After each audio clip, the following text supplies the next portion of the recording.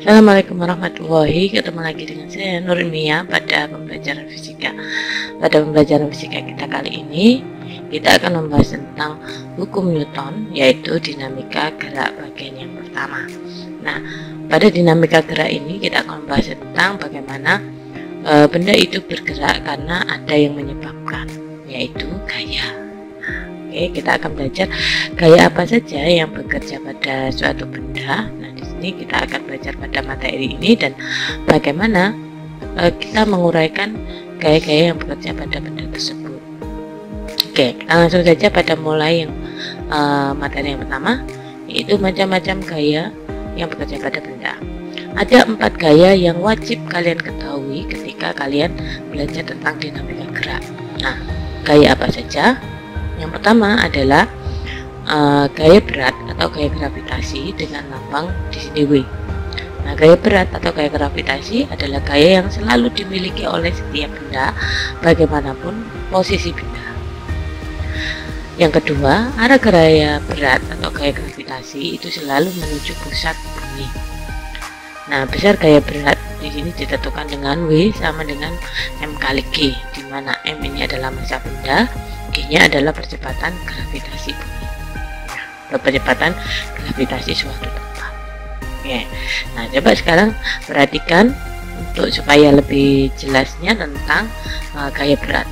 Ya, yang pertama, jika di sini ada sebuah peti yang diletakkan pada bidang datar, maka gaya berat yang dimiliki oleh peti di sini maka adalah di sini W, arahnya menuju pusat bumi. Ini adalah W, gaya berat. Nah, bagaimana jika peti ini terletak pada bidang miring? Nah, seperti ini. Maka pada peti ini juga memiliki gaya berat. Maka gaya beratnya tetap di sini adalah menuju pusat bumi. Nah, kita lihat arahnya sama dengan ketika peti pada kondisi mendatar. Kemudian, bagaimana jika peti ini kita gantungkan di dinding? Nah, seperti ini. Maka peti ini tetap juga memiliki gaya berat yang arahnya menuju pusat. Nah, kalau kita lihat, jika kondisi ini memiliki arah gaya berat yang sama, yaitu menuju pusat bumi. Ya, itu untuk gaya berat atau gaya gravitasi. Nah, yang kedua adalah gaya normal. Nah, gaya normal, bagaimana benda yang memiliki gaya normal? Yang pertama adalah benda memiliki gaya normal jika benda itu terletak pada suatu bidang, baik bidang itu licin maupun bidang itu kasar, atau benda tersebut bersentuhan dengan benda yang maka benda itu akan memiliki gaya normal. Nah, arah gaya normal adalah tegak lurus bidang. Kemudian besar gaya normal ditentukan dengan hukum Newton, baik hukum Newton 1 maupun hukum Newton 2. Nanti akan kita bahas di berikutnya. Nah, coba kalian perhatikan peti tadi, ya, ini peti yang diletakkan pada bidang datar. Maka arah gaya normal yang dimiliki oleh peti ini adalah tegak lurus ke atas. Ya, ini tegak lurus bidang. Nah, bagaimana jika peti ini terletak pada bidang miring? Nah, ini adalah bidangnya miring. Maka gaya normal yang dimiliki oleh peti ini juga tegak lurus bidang. Nah, maka gaya normalnya adalah tegak lurus bidang. Ini bidangnya, ini gaya normalnya, maka dia tegak lurus. Nah, bagaimana jika digantung? Nah, ini maka tetap dia akan tegak lurus dindingnya. Nah, seperti ini. Nah, jadi berbeda, tidak lagi sama seperti gaya berat tadi. Yang ketiga adalah gaya gesekan atau FG. Gaya gesekan ini dimiliki oleh benda jika benda tersebut terletak pada bidang yang kasar.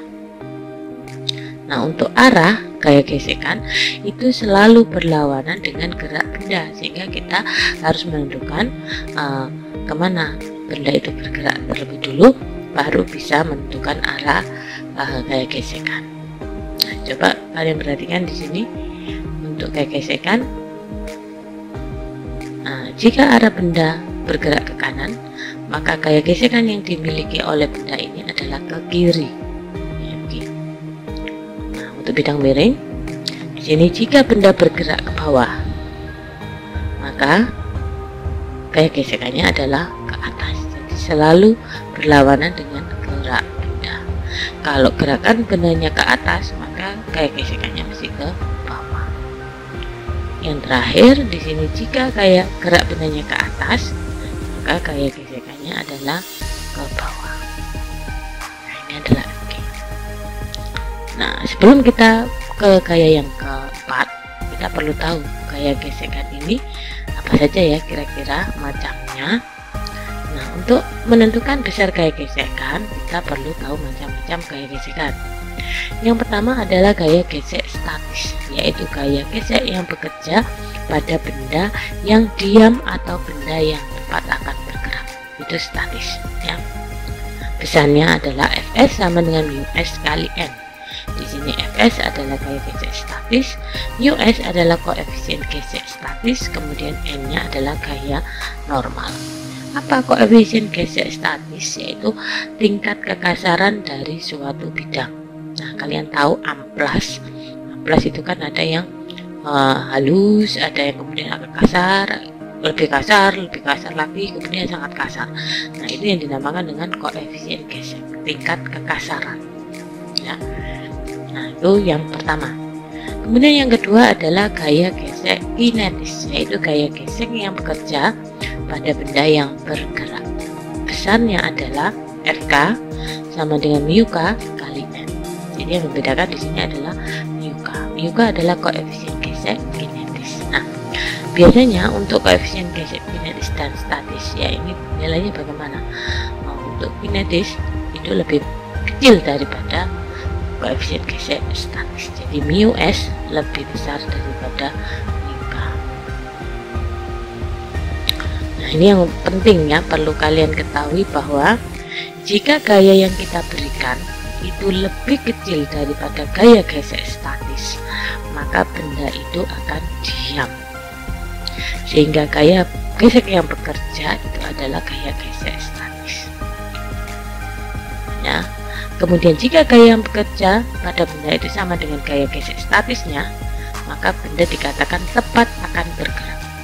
Sehingga besar gaya geseknya sama dengan gaya yang kita berikan atau sama dengan gaya gesek statisnya.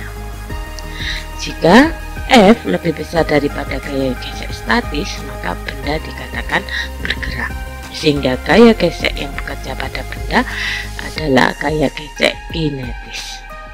Nah, ini perlu kalian ketahui ketika kalian mau menentukan di sini gaya gesek apa yang bekerja pada benda. Maka kalian melihat dari gaya gesek statisnya dengan gaya yang kita berikan ya. Oke, nah yang keempat, yang terakhir adalah gaya tegangan tali ya. Jadi tadi ada gaya berat, kemudian gaya normal, kemudian gaya gesekan. Yang keempat adalah gaya tegangan tali atau T ya. Gaya tegangan tali ini dimiliki oleh benda jika benda tersebut dihubungkan dengan tali. Nah, untuk menentukan besar tegangan tali ditentukan dengan hukum Newton. Nah, untuk lebih jelasnya dari slide pertama sampai slide yang terakhir tadi, kita perlu mengasah di sini contohnya bagaimana untuk menguraikan gaya-gaya yang bekerja pada benda. Nah, di sini contohnya. Contoh menguraikan gaya yang bekerja pada benda. Saya berikan ada 3 contoh di sini.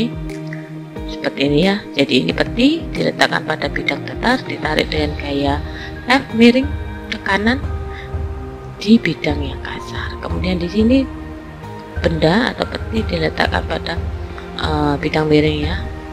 Kalau yang pertama ini bidang datar, yang kedua bidang miring yang kasar dengan ditarik gaya F.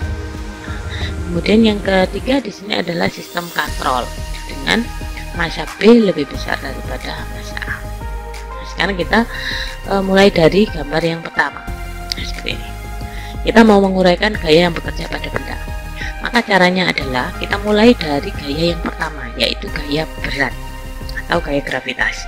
Tentunya setiap benda pada kondisi apapun itu memiliki gaya berat. Kita gambarkan ya, gaya beratnya yaitu menuju pusat bumi arahnya. arah geraknya ke kanan ya. Kenapa kok ke kanan? Karena sesuai dengan gaya yang kita berikan ya. Maka yang pertama adalah gaya berat menuju pusat bumi, ini adalah berat. Yang kedua, benda ini terletak pada bidang yang kasar, maka dia punya gaya yang kedua, yaitu gaya normal. Terletak pada bidang, ini adalah gaya normal. Yang ketiga, di sini apakah dia punya gaya gesekan? Tentu iya, karena di sini benda ini terletak pada bidang, di mana bidangnya adalah kasar. Karena arah geraknya ke kanan, maka gaya gesekan selalu berlawanan dengan gerak benda. Maka arah gaya gesekannya adalah ke kiri.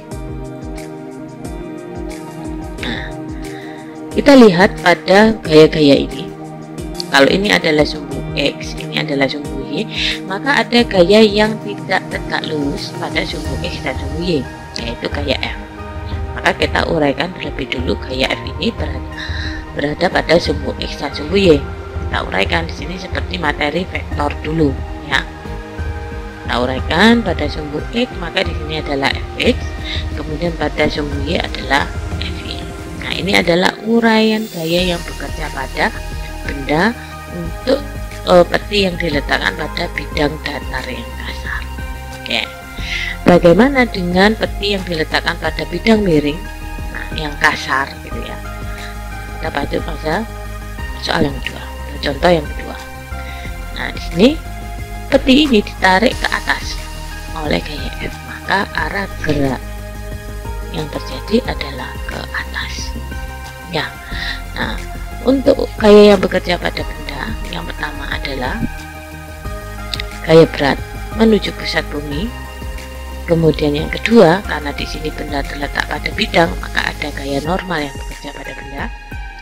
Yang ketiga, gaya gesekan. Dia punya tidak gaya gesekan? Karena ini bidangnya kasar, maka dia punya gaya gesekan. Arah gerak ke atas, maka gaya gesekannya adalah ke bawah. Seperti ini. Kita lihat gaya tegangan tali. Ada enggak di sini? Apakah benda ini dihubungkan dengan tali? Oh tidak, maka dia tidak punya tegangan tali. Oke, sekarang kita cek dulu gaya-gaya yang bekerja pada bidang ini. Apakah sudah tegak lurus pada bidang? Bidangnya adalah ini, berarti ini adalah sumbu X, ini adalah sumbu Y. Ada gaya yang tidak terletak pada sumbu X dan sumbu Y, yaitu gaya miring, yaitu W. Nah, maka kita uraikan gaya W ini menjadi gaya yang tegak lurus bidang. Kita uraikan dulu, ini adalah WY, kemudian ini adalah WX. Nah, maka nanti yang kita pakai adalah WX dan WY. Ini untuk soal yang kedua. Bagaimana dengan sistem katrol? Nah, untuk sistem katrol di sini kita lihat bahwa benda, kita tentukan arah geraknya terlebih dulu, bahwa massa benda B itu lebih besar daripada massa benda A, maka arah geraknya adalah yang B turun, yang A akan naik. Arah gaya yang bekerja pada benda di sini WA arahnya menuju pusat bumi, WB juga menuju pusat bumi. Yang kedua, gaya normal apakah dia punya? Karena A dan B tidak terletak pada bidang, maka A dan B tidak punya gaya normal. Kemudian gaya gesekan juga begitu. A dan B tidak punya gaya gesekan karena di sini tidak terletak pada bidang yang kasar. Yang ketiga, apakah dia punya gaya tegangan tali? Tentu, karena di sini kedua benda dihubungkan dengan sebuah tali, maka ada gaya tegangan tali yang dimiliki oleh A dan B. Nah, karena A ini ditarik oleh gaya berat, B juga demikian, maka tali ini tegang. Tegangnya menuju ke atas. Ini adalah tegangan tali. Nah, kita periksa di sini adakah gaya yang miring? Nah, di sini tidak ada, maka tidak perlu kita uraikan gaya miring tersebut pada sumbu X ataupun sumbu Y, karena tidak punya. Ya. Nah, demikian untuk contoh dari cara menguraikan gaya pada benda. Nah, jika kalian belum memahami atau belum bisa dalam menguraikan gaya benda ini, kalian perlu memahami dulu macam-macam gaya yang bekerja pada benda, yaitu tentang syarat dan arahnya. ya, sehingga kalian nanti bisa menguraikan gaya-gaya yang bekerja pada benda ini. Ini adalah minimal ya, gaya minimal. Masih ada gaya-gaya yang lain yang bekerja pada benda, nanti akan kita pelajari di segmen berikutnya. Oke, terima kasih, mudah-mudahan bermanfaat. Saya akhiri. Assalamualaikum warahmatullahi wabarakatuh.